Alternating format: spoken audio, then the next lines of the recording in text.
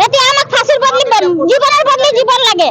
ফাঁসি দিয়ক মাস্টারক, আমি এটুয়ে জানো, বেলেগ একো না জানো। ফাঁসি দি দিয়ক। আজি এটা পলিস কৰিছে, কালি আজি এটা লৰাক মাৰিছে, কালি মোৰ লৰাক মাৰিব, পৰহি আৰু মাৰিব আছে। হ্যাঁ, একেলগে লৰাক সদায় মাৰে। আমি প্ৰায় ভাগ কমপ্লেইন পাই থাকো, আজি এইটো সাৰে মাৰিছে, কালি সেইটো সাৰে মাৰিছে। এইটো কি কথা? এইজনী হয়তো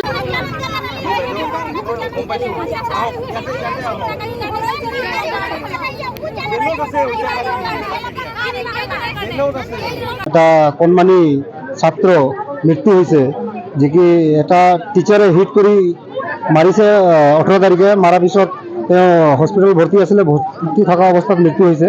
এই কারণে পাব্লিক আজি উত্তেজিত হয়েছে আর পাব্লিকে উত্তেজিত হয়ে কিনি রোড ব্লকেট করেছে। ডিমান্ড দোষীক ফাঁসি দিব লাগে, এই দাবিত মানে আজি রোড ব্লকেট করা গৈছে। আৰু ইয়াত বিভিন্ন দল সংগঠনে ইয়াত উপস্থিত আছে।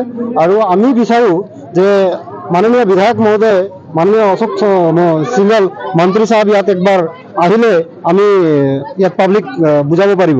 নহলে হয়, যোৱা ৰাতিয়ে এৰেষ্ট কৰা হৈছে। তেওঁক এতিয়া দাবী আমাৰ পৰিয়ালটোৰ কাৰণে যে এটা ক্ষতিপূৰণ হ'ব লাগে, 50 লাখ টকাৰ ক্ষতিপূৰণ আছে।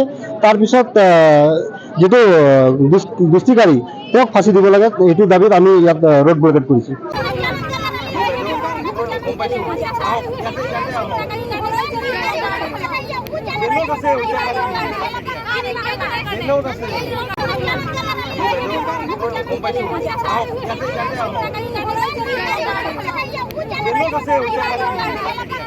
আছে